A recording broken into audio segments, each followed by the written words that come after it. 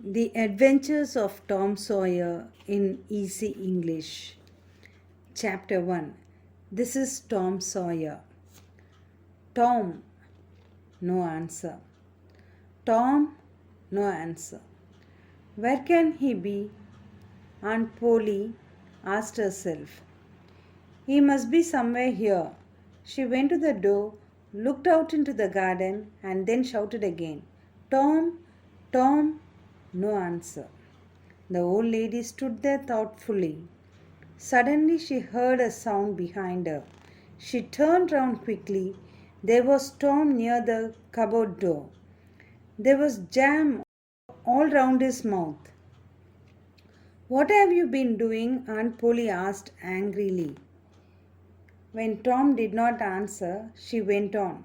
You have been stealing the jam again. Don't tell me that you haven't. Haven't I told you 100 times to keep away from that cupboard? Where's my stick? Aunt Polly took a stick and raised it high. She was ready to strike Tom hard. Look behind you, Auntie, shouted Tom. Aunt Polly looked behind her. This was Tom's chance. He rushed out of the house. He climbed over the fence. Soon he was far away. Aunt Polly was angry, but she had to laugh. He's a bad boy, she said to herself. But I love him. He's my poor dead sister's boy, and I must look after him. I don't like to hit him, but I have to. If I don't punish him, he'll grow up lazy and wicked. Yes, I must be strict, Aunt Polly sighed. I'll have to punish him for stealing the jam. But how? I know tomorrow is Saturday and there's no school on Saturdays. The boys have a holiday, but I'll make Tom work. That will punish him. Tom ran away from school that afternoon. It was a lovely day, and so he went to the woods with his friend Joe Harper. They had a good time there, playing cowboys and Indians. He went home late that evening. When he went in, his aunt and his brother Sid were having their supper. His aunt felt certain that Tom has not been to school. She did not say so, but she began asking him questions like this. It was hot in school this afternoon, wasn't it, Tom? Yes, Auntie, rather hot. You wanted to go swimming, didn't you? No, Auntie, not really. Let me look at your collar. Aunt Polly said this because she used to sew Tom's collar together so that he could not take his shirt off. Then, of course, he could not go swimming. Aunt Polly examined Tom's collar. It was still sewn together. Ah, she cried. You didn't go swimming. You are a good boy, Tom. Aunt Polly, said Sid. You sewed his collar with white thread and now the thread is black. Look. Tom jumped up from the table and ran outside. He shouted over his shoulder to his brother. I'll fight you for that. He was angry with Sid. He was also angry with himself. Sometimes she uses white thread and sometimes she uses black. Why didn't I notice that? He was thinking. Suddenly he saw in front of him a boy who was new to the village. Tom had never seen this boy before. The boy looked very strange to Tom. He was wearing fine clothes and he had shoes on. Tom wore shoes only on Sundays and he did not like them. He did not like this new boy either. I can knock you down, he said to the boy. Try, the boy said. I can if I want to. You can't. I can. You can't. I tell you I can. For a moment there was a pause. Both boys were breathing hard. Then Tom asked, What's your name? I shan't tell you. I can knock you down with one hand. Try it, you say you can do it. But you can't, you are afraid. Who's afraid? You are. I'm not. You are. The two boys looked at each other very angrily. They moved nearer each other. Now their shoulders were touching. Both boys began pushing. They pushed each other hard. Then they stopped for a moment. With his big toe, Tom drew a line in the dust. If you step over that line, I'll fight you, he said. The new boy at once stepped over the line. The next moment, the two boys started fighting. They fought like two wild cats, hitting, kicking, and scratching each other, but were on the ground now, rolling in the dust. Their clothes were torn and dirty. Their noses were bleeding. Tom was the stronger of the two. At last he sat on the new boy. Have you had enough? He asked. The boy did not answer. He tried hard to stand up. Tom hit him again. At last the boy cried, Enough! Then Tom let him get up. The boy began to walk away. With one hand he was brushing the dust from his clothes. With the other he was holding his handkerchief to his nose. Tom stood there laughing at him. The new boy then picked up a stone and threw it at Tom. Tom ran after him, but he could not catch him. The new boy ran home. Tom waited for some time outside his house. He waited there till the boy's mother came out. Go away, she shouted. You are a bad, wicked boy. Tom slowly walked home. When Aunt Polly saw his clothes, she was very angry. You have been fighting again, she said. Very well, I shall punish you. Tomorrow you'll have to work hard. No swimming for you tomorrow. No playing either.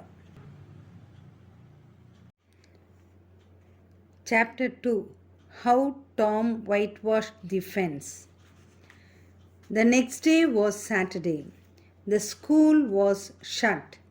All the boys in the village were free. It was a beautiful day. The sun was shining, the birds were singing, the trees and flowers looked so fresh and lovely. Tom, of course, wanted to go swimming. All the other boys were going. Tom came sadly out of the house. In one hand he held a long brush. In the other hand he carried a bucket which was full of whitewash. His aunt was making him whitewash the fence. Tom looked sadly at the fence. How high it is! How long it is, he thought. Indeed, the height of the fence was 9 feet and its length was 30 yards. Tom put his brush into the whitewash. He drew it slowly across the fence. It made a very small white mark. Tom tried again. Another very small white mark.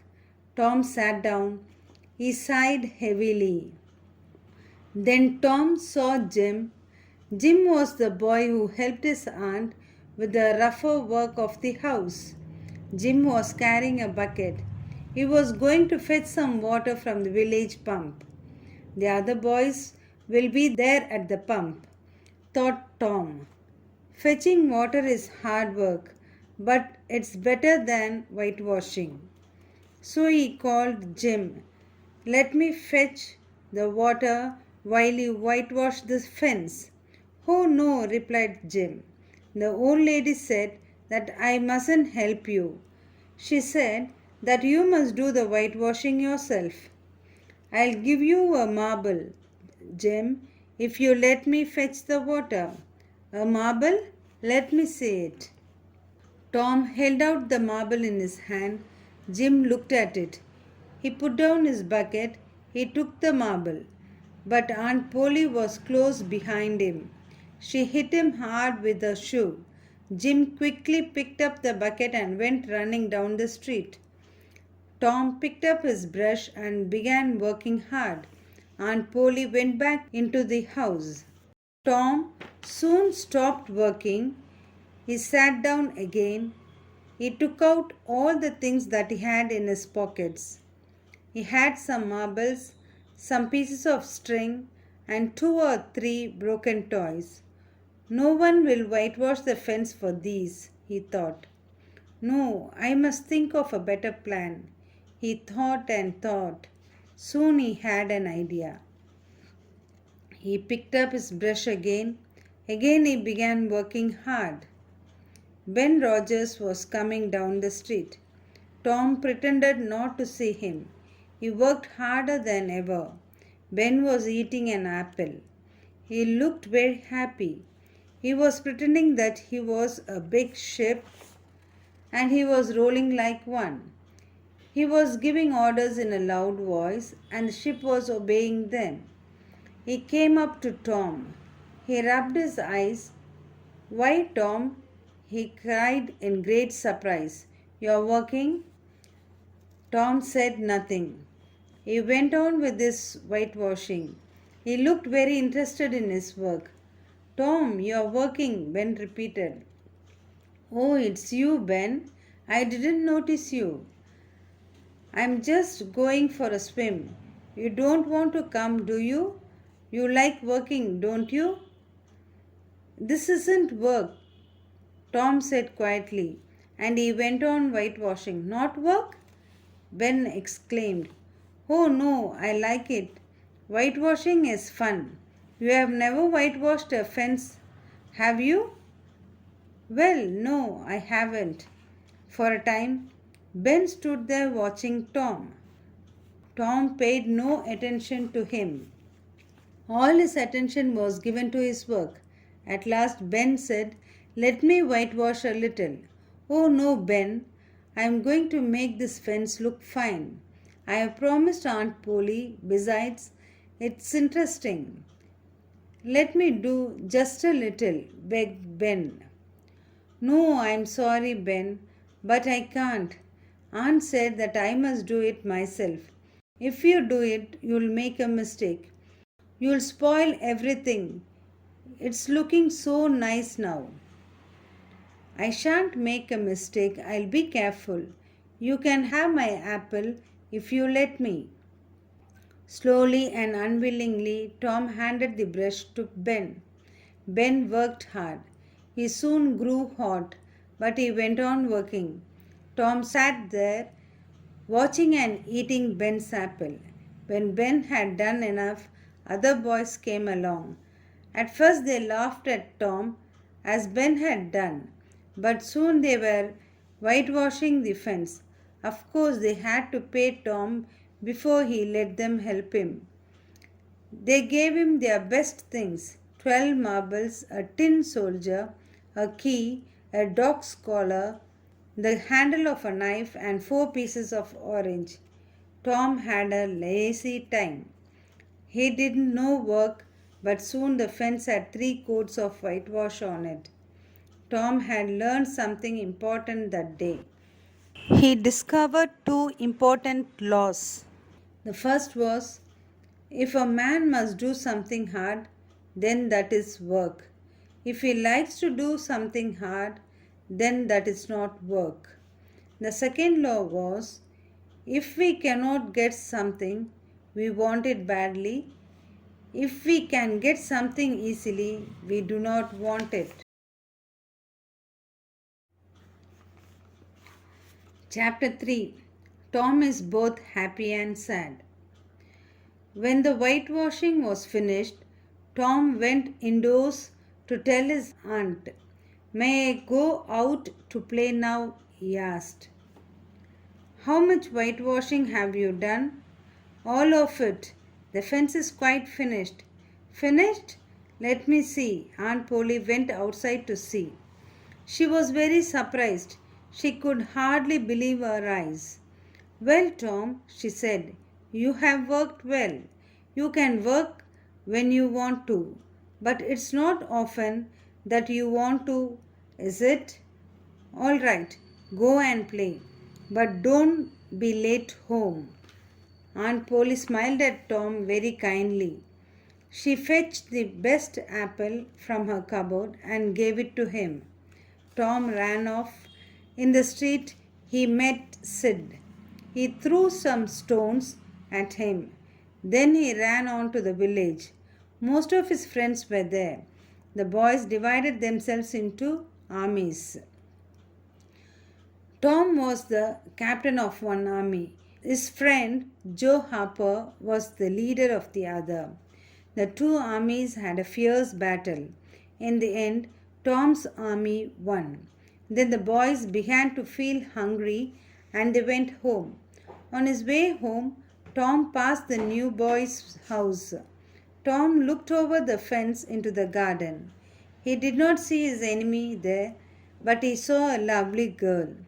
She is more beautiful than Amy Lawrence. She is the loveliest girl in the world, Tom thought. He stood there watching her for some time. The girl did not look at him. Then she moved slowly towards the house. When she reached the front door, she suddenly turned. She threw a rose over the fence to Tom. Tom ran and picked the rose up. Then he put it carefully inside his coat. He waited for the girl to appear again. It grew dark, but she did not come out again. Tom walked home slowly and thoughtfully. When he got home, he found his aunt angry with him. She was angry because he had thrown stones at Sid. Besides this, he had stolen some sugar from her cupboard. "Sid, a better boy than you are," she said to Tom. She went into the kitchen to get something. When she had gone, Sid put out his hand to take some sugar. He knocked the sugar basin off the table. It fell with a crash to the floor. There it lay in pieces.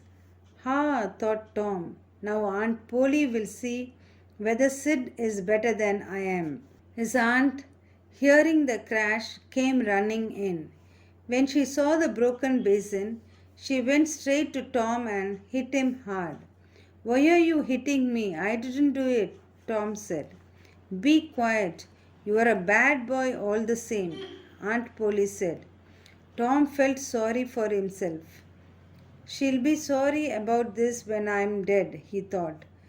"But it'll be too late then." This thought was a sad one. It made Tom cry. After a time, Tom got up and walked out of the house. He was thoughtful. His thoughts were sad ones. He sat down on the bank of the river. He took out his rose. He looked at his rose. He looked at it sadly. "Is that girl cruel too?" he asked himself. "Or is she different?" Tom walked to her house.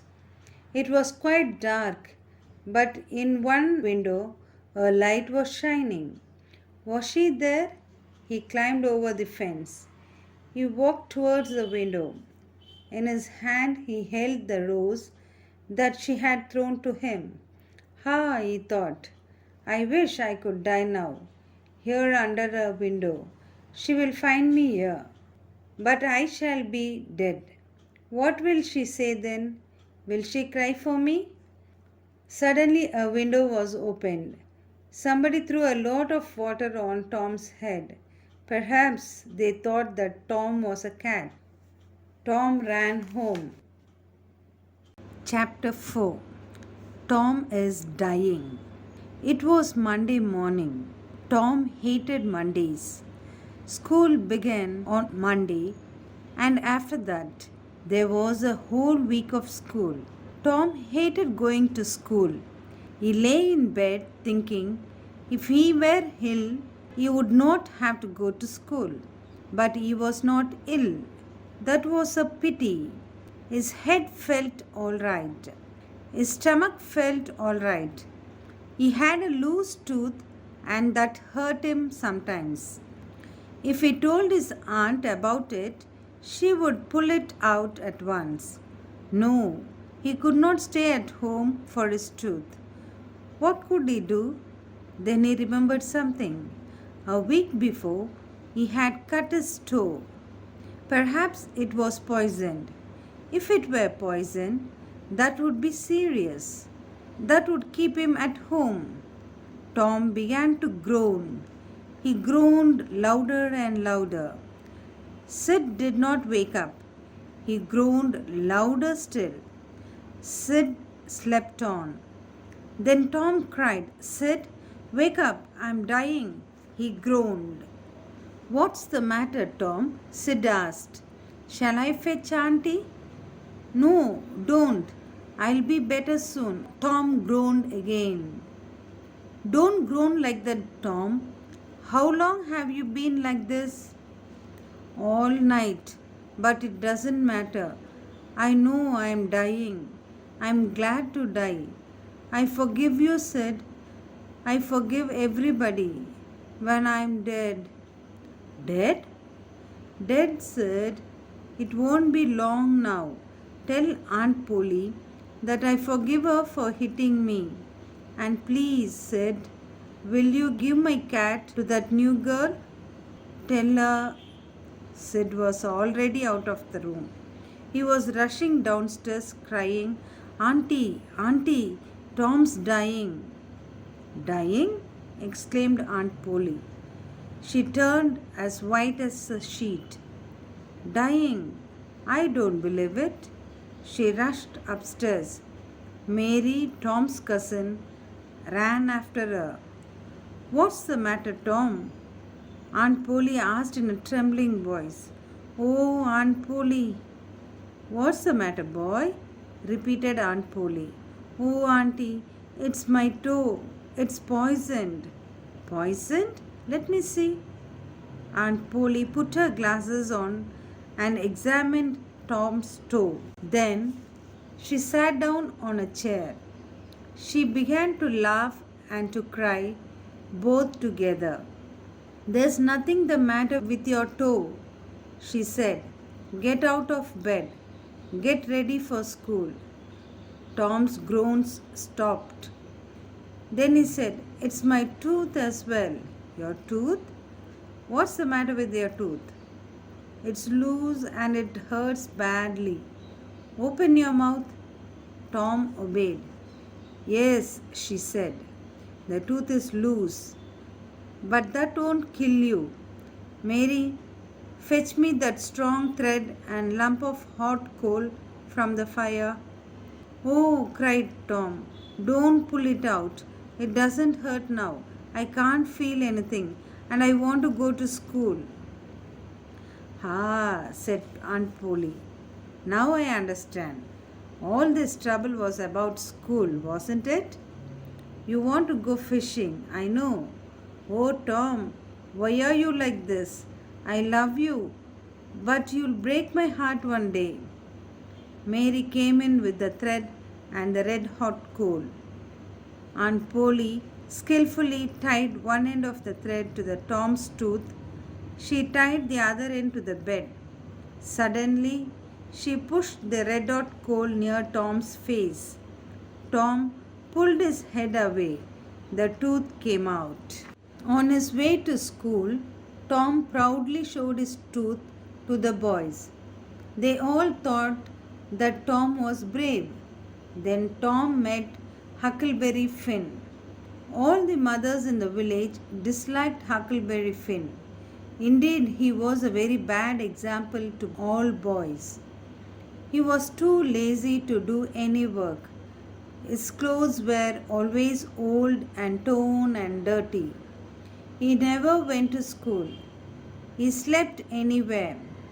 You mustn't play with Huckleberry Finn, the mothers said to their sons. If I catch you playing with Huckleberry Finn, I'll tell your father, they said.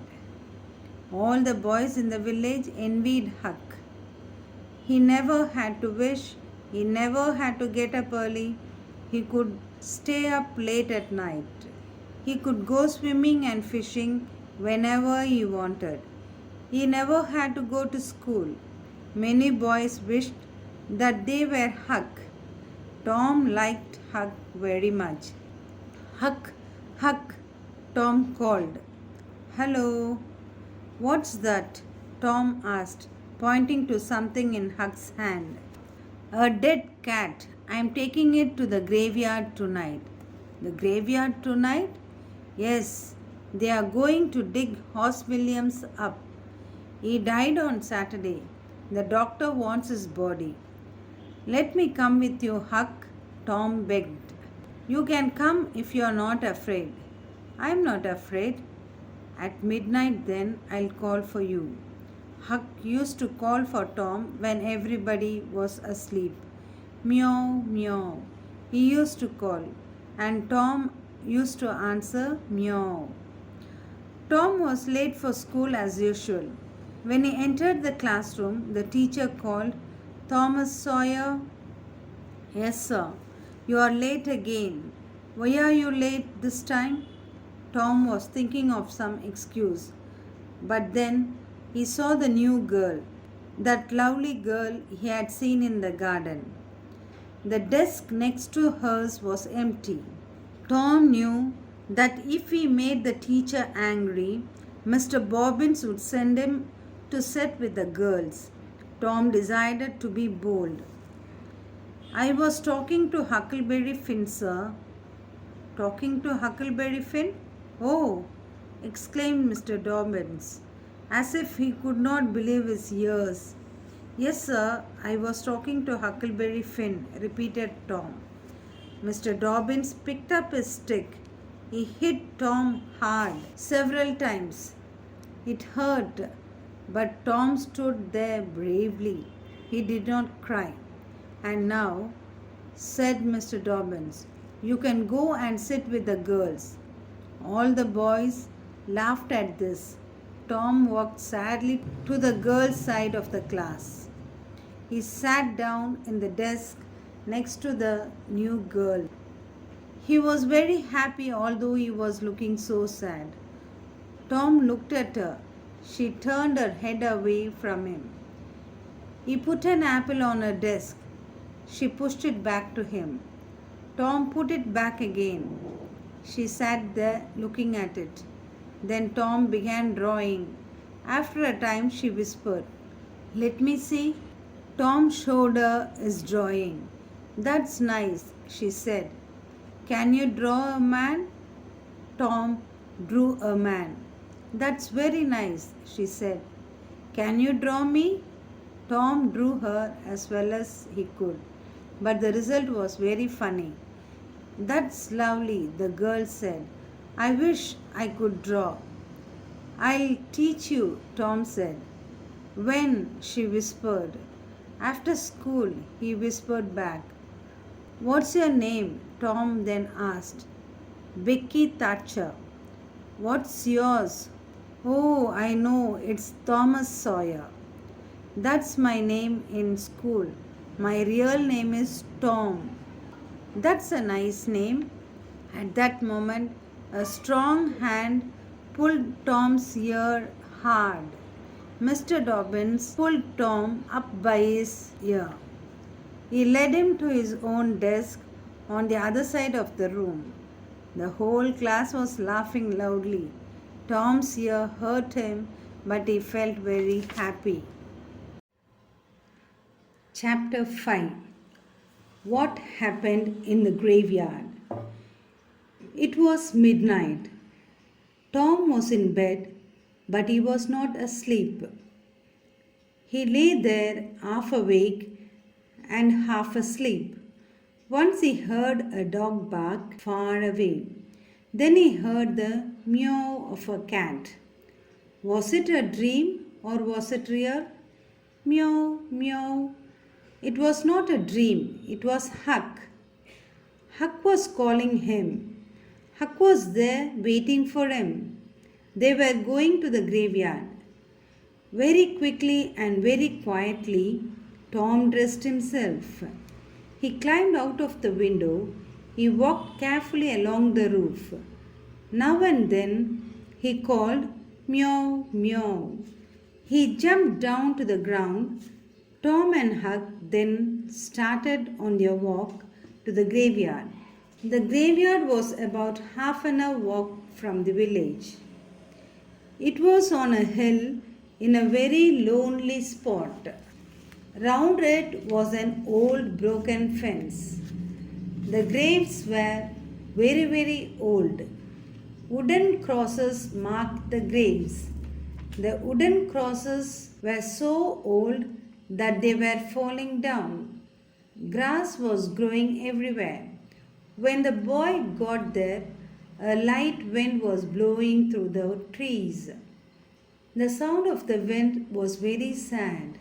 Tom was afraid. He was afraid of the ghosts that were there, and so was Huckleberry Finn. The boys made their way in the darkness to Horse William's grave. There they stood waiting. I don't like this place, Tom said. Neither do I, Huck said. Do you think that Horse Williams is listening? I don't know. Maybe. Oh, Tom exclaimed suddenly. Listen, it's the ghosts. They are coming. Oh, Tom, what shall we do? Will they see us? Of course they will. Ghosts can see in the dark like cats. Shh, keep still. Perhaps they won't notice us, Tom whispered. For a time, the two boys stood there silently. Their hearts were beating very fast. Look, look over there, whispered Tom. The ghosts, they are coming for us. They are carrying fire with them. Oh, Tom, shh. The boys saw three figures moving slowly towards them. One was carrying a lamp. They are coming. They have seen us. Tom, they'll eat us alive. Shh, shh. The figures came nearer. Tom whispered, Huck. They are men. That's Muff Potter's voice. And there's Red Joe with him. Shh. The three men had now reached Horse William's grave. They were only a few feet away from the boys who were behind some trees. They had a small cart with them. In the light of the lamp, the boys were able to see the face of the third man. It was young Dr. Robinson. Here's the grave, the doctor said. Hurry up. You must finish before the moon rises. Come on, hurry. The men started digging. They lifted the coffin out of the grave. Then they broke open the coffin and took out the dead body. They placed it in the cart and covered it. There, Muff Potter said to the doctor, we have finished, but you must give us $5 more. If you don't, we'll leave the body here.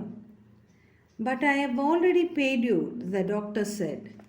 Now you must pay us another $5, Red Joe said. No, said the doctor. I shan't give you a single cent more. I have paid you enough already. Listen, said Red Joe. Pay us that $5 or you'll be sorry. I know you and I know your father. Your father said that I was a thief and he sent me to prison. I haven't forgotten that. I shall never forget it. Now, those $5? The doctor did not answer Red Joe. He simply knocked him down. Then Potter rushed at the doctor. The two men were soon fighting hard.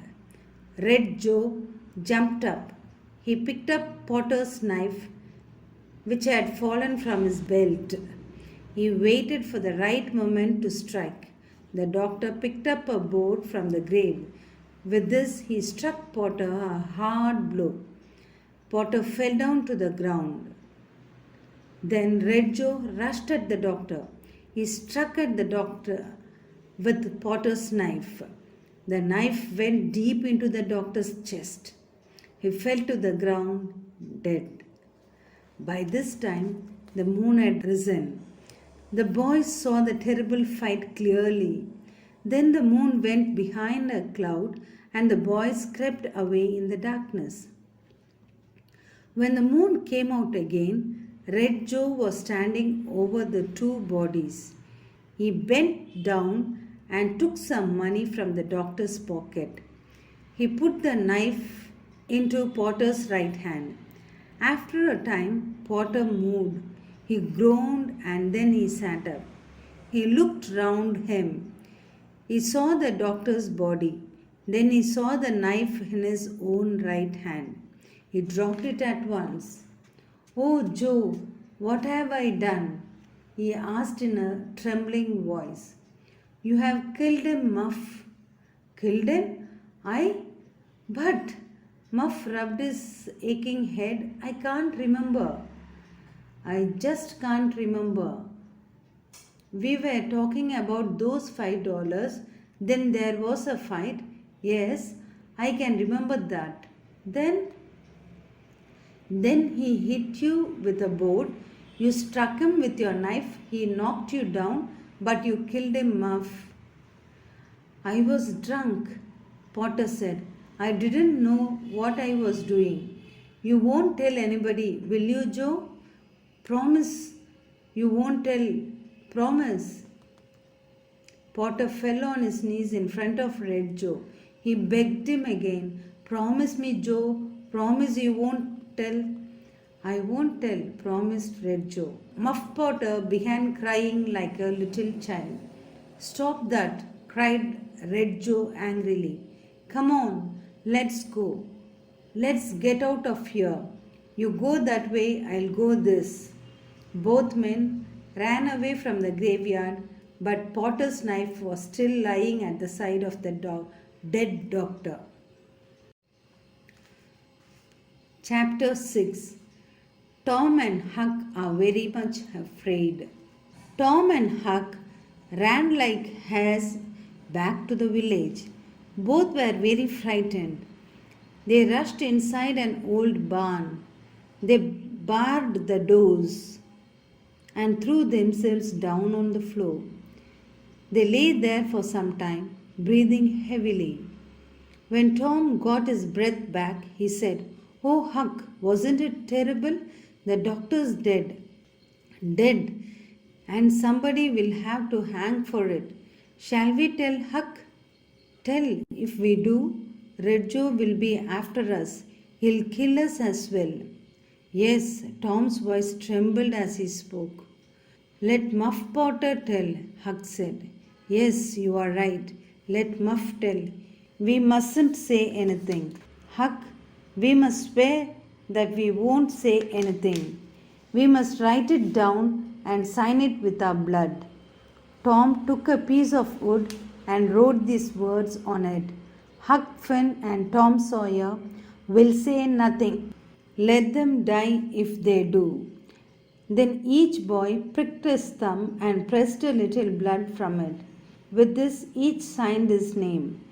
Then they dug a hole and buried the piece of wood. Suddenly, they heard a dog howling. "Listen," Huck said. "That means death. Somebody's going to die soon." "Do you mean Muff Potter?" Tom asked. Huck did not answer. The two boys left the barn.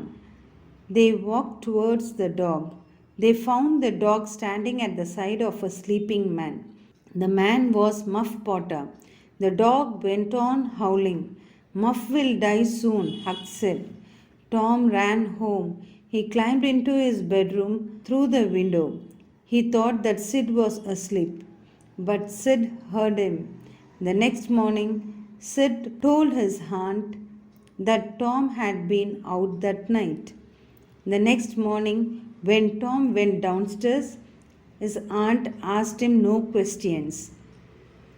She only looked at him sadly and said, "Oh, Tom, what shall I do? You get worse and worse." Tom went to school. The teacher was angry with him as usual. Tom felt very sorry for himself. Mr. Dobbins was against him. His aunt was against him.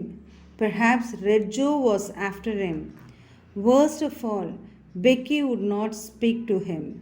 She thought that Tom liked Amy Lawrence better than he liked her. She turned her back on him. Tom felt that his heart was breaking. Chapter 7. Muff Potter is sent to prison. The next day, Everybody was talking about the crime in the graveyard. It was Muff Potter who did it. Yes, it was Muff Potter. He left his knife behind. It must have been Muff, they all said. Somebody had seen Potter washing that morning. That was an unusual thing. He was washing the blood off his clothes, they said. Everybody went to the graveyard to look at Hoss William's grave. There was a crowd there, and Red Joe was in the crowd. The sheriff brought Potter to the grave. The poor fellow was shaking with fear. I didn't do it, he cried. You can't hang me. I didn't do it. I tell you, I didn't do it. Then, when Potter saw Red Joe, he said, Oh, Joe, you promised not to tell. Then Red Joe told the sheriff a story of the fight. He told him how Potter had killed the doctor. His story was not all true, but everybody believed him. Tom and Huck were among the crowd. They were half hidden because they were afraid of Red Joe. They listened to Red Joe's story, but they were so afraid that they said nothing. Is this knife yours? The sheriff asked. Yes, it's mine, but I didn't kill him, Potter repeated. Muff Potter was taken to prison. For many nights after that, Tom could not sleep. He had terrible dreams. Sometimes he spoke in his sleep. Often he shouted, Blood, blood, don't tell. Red Joe's coming. Sid heard all this and he told Aunt Polly. But Aunt Polly said that everybody was having bad dreams after that terrible crime. She herself was. Little by little, Tom forgot about the crime. Sometimes he went to the prison and spoke to Potter through the small window.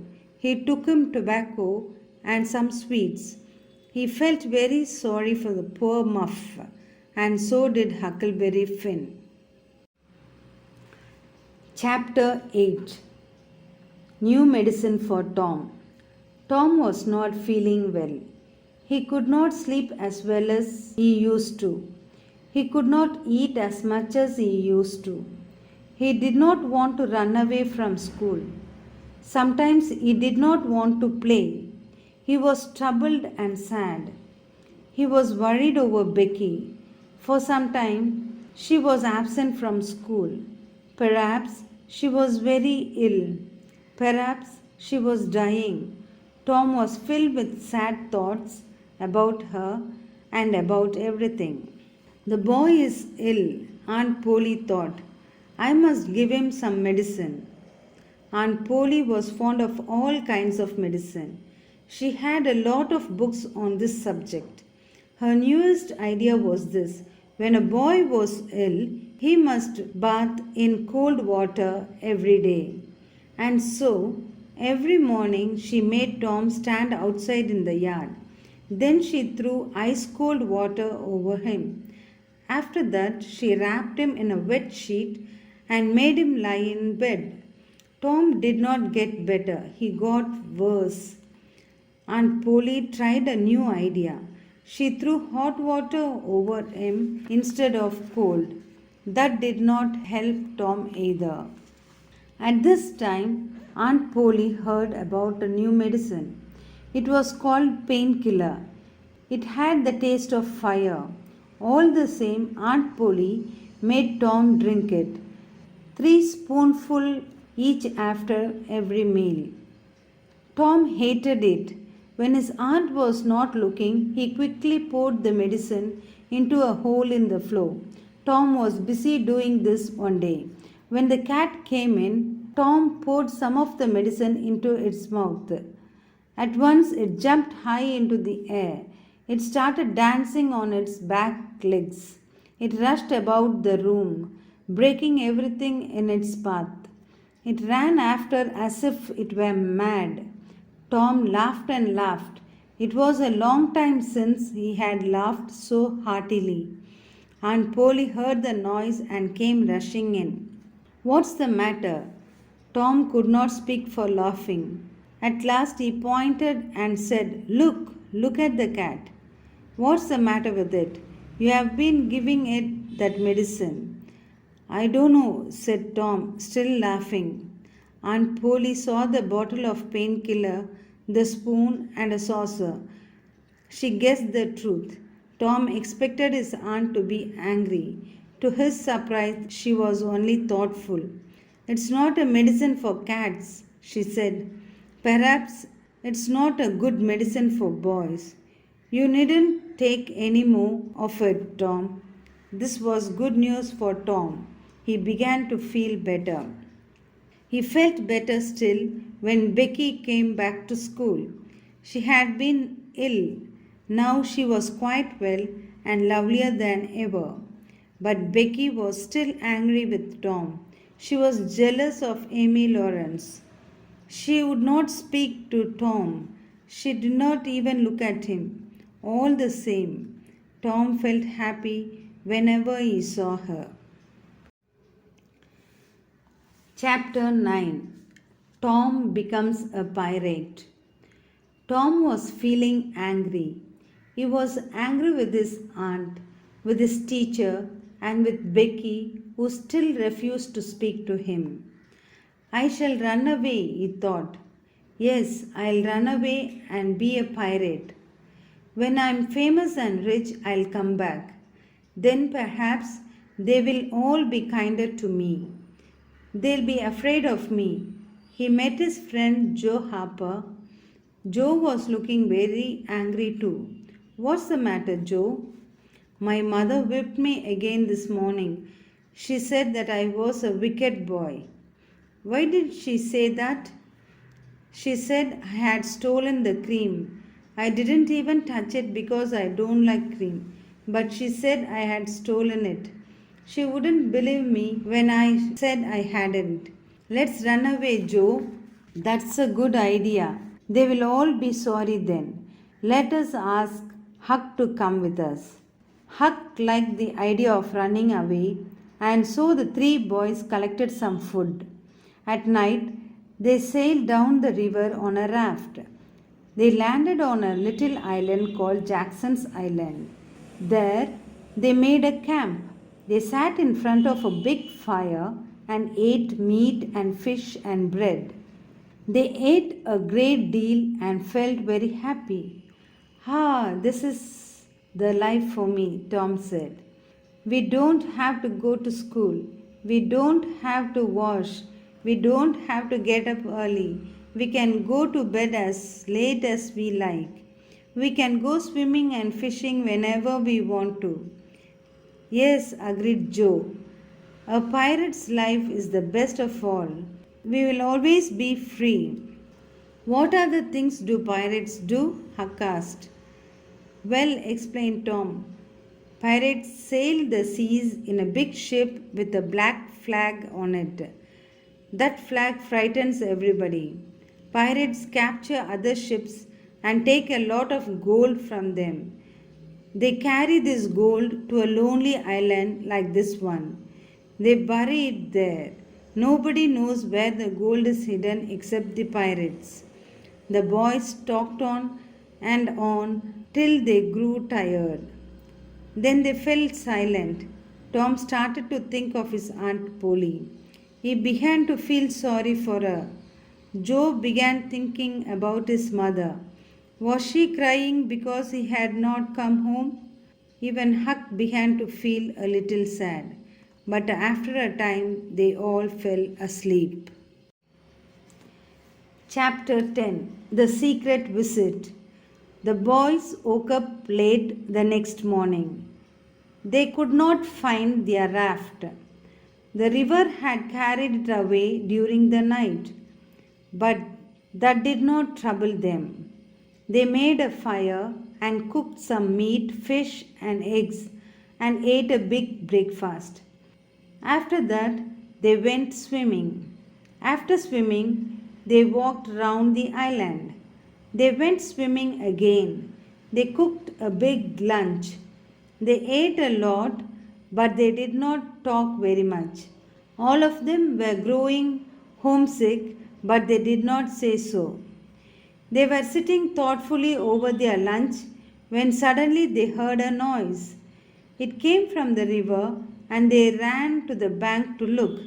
Far away near their village, they could see a number of small boats.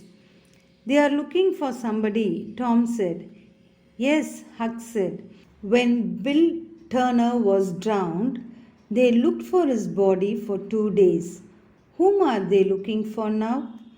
Why, exclaimed Tom. I know they are looking for us. They think we are drowned.